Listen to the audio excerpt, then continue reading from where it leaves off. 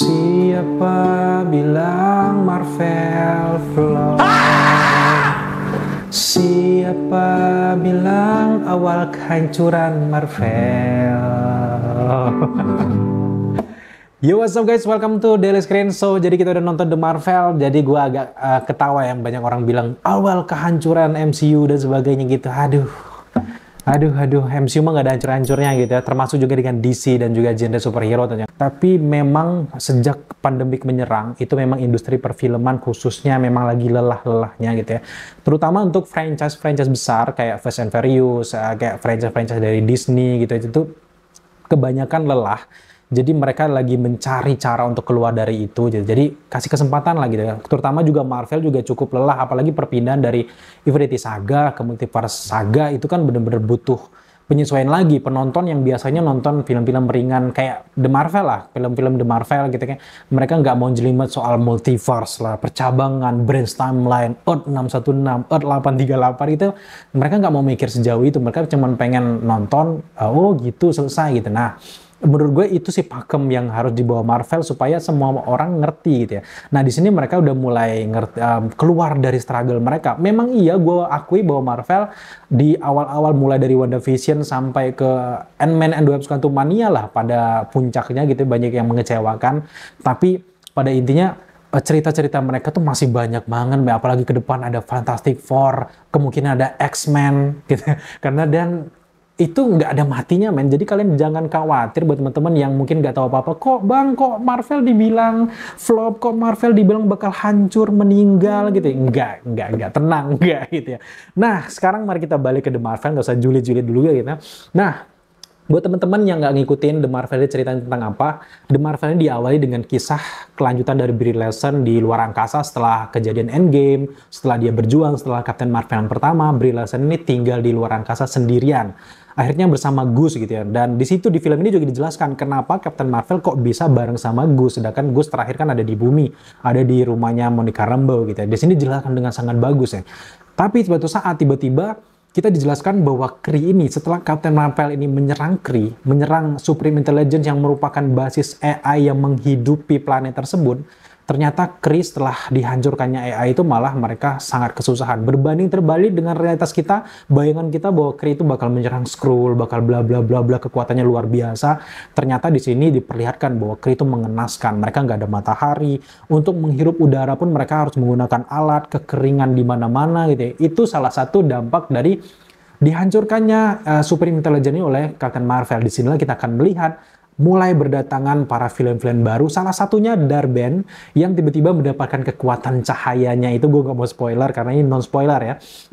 Kemudian ketika Dar-Benn mengaktifkan kekuatan cahayanya itu, otomatis superhero-superhero yang punya basis kekuatan cahaya yang sama itu mulai terkoneksi. Terutama ini ada Miss Marvel, Kamala Khan, ada Brie Larson ataupun kalau Denver sebagai Captain Marvel, dan juga ada Monica Rambeau sebagai Photon. Itu mereka saling koneksi. Di mana posisi Kamala Khan ini kan ada di bumi, di New Jersey. Monica ada di Saber, di markasnya si Nick Fury. Kemudian juga Brie Larson sedang meneliti ada jam point yang rusak, yang aneh gitu ya.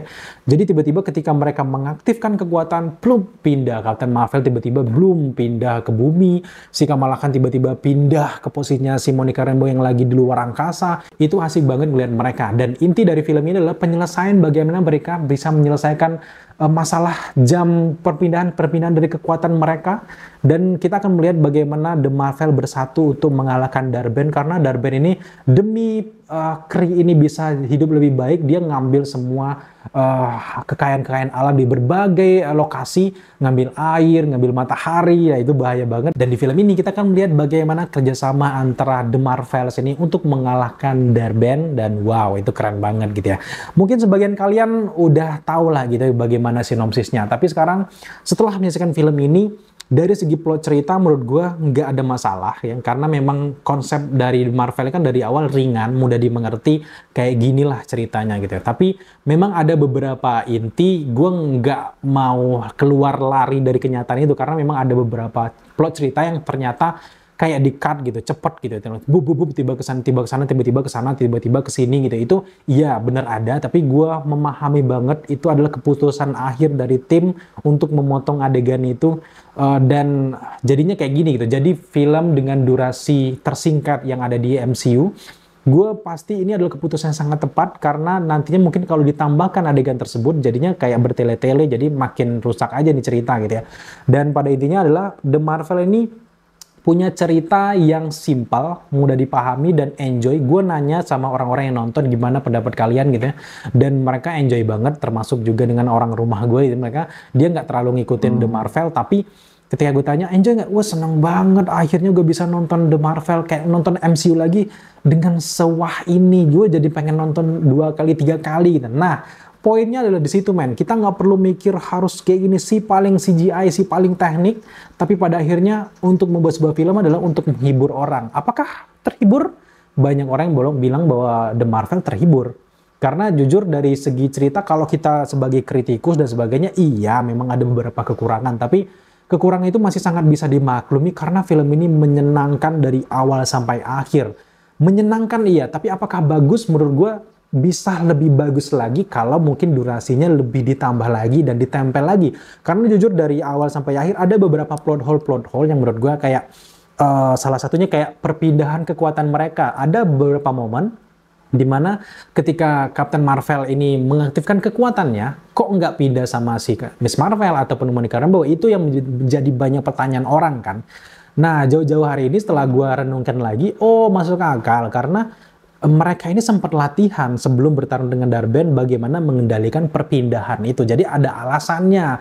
Film ini memang ada, gue rasa terlalu cepat, tapi tetap menyenangkan banget gitu ya. Bahkan gue sebenarnya berharap konflik yang ada di Secret Invasion, kan ada Nick Fury di sini, dibawa lebih dalam lagi sebenarnya di The Marvel. Tapi entah mereka kayaknya memotong itu, mungkin takut karena penilaian dari Secret Invasion itu agak jelek kan. Jadi mungkin Nick Fury cuman, ya pada pakemnya Nick Fury sebagai pemeran pendukung, gue melihat bahwa sosok Nick Fury yang sebenarnya itu juga hadir di film The Marvel ini, jadi nggak ada masalah gitu ya.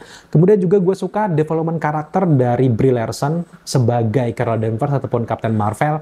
Kalau di Captain Marvel pertama dia kan kaku gitu ya, kayak berasa manly banget gitu ya, sebagai wanita gitu ya. Tapi di sini dia lebih berbaur gitu ya. Juga dengan Monica Rambeau menurut gue pembawaan karakter juga cukup lumayan menarik di sini karena dari awal di WandaVision kita lihat dia mendapatkan kekuatannya gimana, kemudian juga hubungannya dengan orang tuanya yang tiba-tiba ditinggalkan oleh si Maria Rambeau itu gimana gitu. Jadi itu benar-benar berasa di film ini, meskipun memang nggak terlalu menonjol si Monica Rambeau-nya, tapi di akhir film dia bakal melanjutkan masa depannya dengan baik gitu. Jadi kebayarlah di film The Marvel Monica Rambeau nggak terlalu segitunya, tapi di akhir film dia menjadi salah satu faktor poin penting gitu. Jadi gue gak mau spoiler gitu ya. Nah sekarang yang menjadi salah satu karakter paling favorit gue di film The Marvel ini tentu saja adalah Kamala Khan ataupun Miss Marvel. Iman Vellani menurut gue di sini renyah banget aktingnya, gue suka hadirnya Iman Vellani benar-benar mempengaruhi seluruh film. Gue merasa bahwa ini tuh filmnya Miss Marvel, bukan filmnya Captain Marvel gitu. Karena keren banget dari awal kita diperlihatkan bahwa dia menggambar, menceritakan, mengilustrasikan secinta itu dia sama Captain Marvel. Bahkan di awal film kita diperlihatkan ada ilustrasi dia twin, kembaran gitu. Itu menyenangkan banget. Gue gak kebayang kalau film ini nggak ada si Miss Marvel. Wah, jadi kayak film serius banget gitu ya. Jadi dengan hadirnya Miss Marvel kayak berasa ada Peter Parker, Tom Holland di sini. Jadi asik banget. Jadi kayak Miss Marvel itu ngegendong seluruh filmnya dari awal akhir film sampai akhir film, benar-benar dia menjadi tokoh utama di film ini, termasuk juga masuknya keluarganya kayak ayahnya, ibunya, kakaknya di sini. Ada pengucapan bahasa Arab ya, Bismillah, Subhanallah gitu. Wah, itu relate banget sama orang-orang Indonesia kebanyakan gitu ya. Dan menurut gue fresh banget. Bahkan gue sempat lihat beberapa review di luar sana yang membanggakan si Kamala Khan ini gitu ya. Padahal mereka sebelumnya nggak ada review. Islamfobia lah intinya gitu ya. Jadi kayak mereka nggak mau bahas Miss Marvel mungkin karena latar belakangnya kayak Islam sebagai gitu. Tapi di sini mereka memuji, wah senang banget. Semoga setelah ini mereka nonton seriesnya gitu ya. Dan juga untuk Nick Fury juga cukup mendukung cerita dengan sangat baik. Tapi yang gue sayangkan scrollnya nggak terlalu ditonjolkan. Meskipun di sini kita akhirnya diperlihatkan bagaimana komplotan dari bangsa Skrull lainnya yang tinggal di planet itu diperlihatkan gimana gambaran setelah disinggung di Secret Invasion, tapi belum terlalu cukup lah Skrull gitu. Karena Kree, Skrull, Captain Marvel itu nggak bisa dipisahkan gitu. Tapi di sini bener-bener padat banget ceritanya gitu ya, berasa.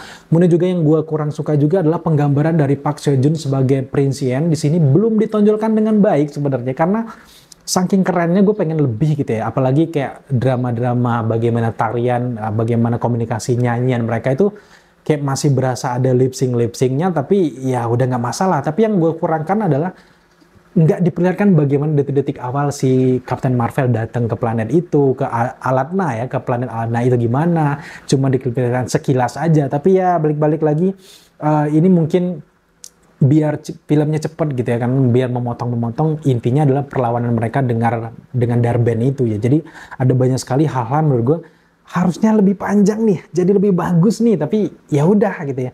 Kita mungkin akan lihat mungkin next bagaimana nasib mereka ke depan. Mungkin ada Captain Marvel ketiga. Yang jelas adalah Kamala Khan di sini favorit gue banget. Dia apalagi di ending itu gimana gaya dia kayak Nick Fury gitu, kalau dia nonton udah ngerti gitu ya. Kayak bakal merekrut sesuatu gitu ya. Itu keren banget sih menurut gue. Dan sekarang mari kita ngobrolin soal sinematografi, CGI dan sebagainya. Dan ini yang bikin deg-degan karena banyak orang dikit-dikit Marvel, aduh CGI-nya jelek gitu. Tapi setelah nonton The Marvel, aman sih, aman aja. Karena mulus, tergolong sangat bagus, meskipun ada beberapa CGI yang agak kelihatan, tapi nggak usah dibandingkan juga dengan series. Apalagi gue lihat ada beberapa review orang luar itu membandingkannya sama series Loki yang umumnya nggak terlalu banyak yang CGI banget gitu ya. Sedangkan di The Marvel itu full CGI, terbangnya aja, binary-nya aja tuh kan butuh visual effect yang bener-bener banyak banget gitu. Jadi nggak bisa dibandingkan menurut gue secara keseluruhan. Itu benar-benar nggak yang mempengaruhi mata gue. Biasanya kan gue kan kritis soal CGI, oh ini. Tapi sekarang gue masih menikmati banget dari The Marvel, masih bisa dimaklumi di beberapa tempelan-tempelannya itu. Yang menjadi masalah utama gue di CGI adalah di post credit scene-nya aja gitu ya. Jangan dibocorin post credit scene-nya apa gitu, tapi gambarannya itu nggak sesuai dengan yang terdahulu gitu ya. Jadi semoga ke depan mereka bisa perbaiki. Mungkin soal budget kali ya, mungkin kalau buat CGI Hulk dan sebagainya kan butuh budget yang gede banget. Semoga ke depan bisa lebih wah lagi gitu ya. Dari scoring nggak ada yang ikonik menurut gue, karena di scoringnya gue jadi lupa lagu apa sih yang diputarin di sini gitu. Jadi nggak kayak lagu-lagu dari Guardians of the Galaxy, kemudian juga dari series Miss Marvel itu kan gue ingat gitu. Tapi The Marvel nggak ada yang bener-bener momentumnya untuk dari segi scoring dan juga lagu gitu ya. Kemudian juga dari sang villain utama nggak yang memorable banget sebenarnya, tapi ya lumayan lah. Intinya film ini adalah bagaimana pembentukan kerjasama antara The Marvel. Sedangkan untuk villain kan Darben cuman orang biasa yang tiba-tiba dendam sama Captain Marvel. Wajar banget kalau nggak memorable. Tapi itu menurut gue salah satu penyakit Marvel. Setelah villain yang sekeren Thanos, belum ada lagi villain-villain yang benar-benar membekas yang kita ingat kayak Red Skull, kemudian juga Thanos.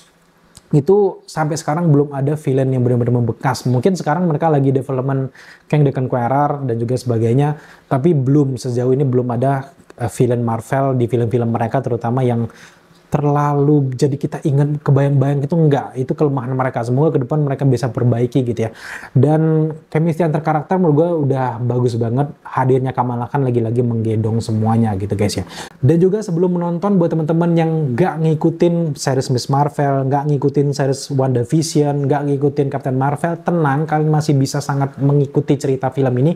Karena dari setiap dialognya dijelaskan gimana dia Monica itu dapat kekuatan, gimana si Kamala Khan ini dapat kekuatan, gimana masa lalu antara Captain Marvel dengan Monica Rambeau dan meninggalnya ibu Monica Rambeau itu benar-benar dijelaskan di sini sehingga kalian bisa ngerti meskipun kalian nggak nonton gitu ya. Tapi alangkah lebih baik kalau kalian juga udah nonton seri-seriesnya, jadi lebih berasa kalau nonton film ini. Kalau untuk segi-segi haru, kayak momen-momen yang benar-benar bikin nangis nggak ada ya di film yang belum terlalu bikin nangis, tapi menurut gue bagaimana fun, menyenangkan, freshnya film ini itu yang menjadi poin utama gitu ya. Ya lebih dan kurang setiap film itu tidak ada yang sempurna, ada beberapa hal yang mungkin yang harus dikoreksi, semoga ke depan lebih baik lagi. Dan menurut gue The Marvel secara keseluruhan fun dan sangat layak untuk ditonton, apalagi buat teman-teman yang OG gitu ya, teman-teman yang fans dari Marvel garis keras di zaman-zaman Infinity Saga, kalian wajib banget datang ke bioskop dan nikmati feel Marvel yang sebenarnya tuh yang kayak gini, nggak usah yang belibet-belibet soal multiverse gitu. Kayak gini aja udah sangat menghibur kita gitu guys. So dari review gue memberikan skor untuk The Marvel ini ada di angka 8 dari 10. Nah buat teman-teman yang mungkin belum nonton, masih ragu setelah nonton ini, kalian yakin untuk nonton, silahkan nonton dulu dan berikan nilai kalian di kolom komentar di bawah, atau kalian punya teori menarik dan silahkan tambahkan di kolom komentar di bawah karena akan menjadi bahan kita untuk konten selanjutnya. Thank you teman-teman. Kalau kalian belum subscribe, jangan lupa dukung kita dengan cara subscribe, like, komen, dan share, serta jangan lupa juga untuk nyalakan notifikasi agar kalian mengetahui apabila kita mengupload video setiap harinya. Thank you guys.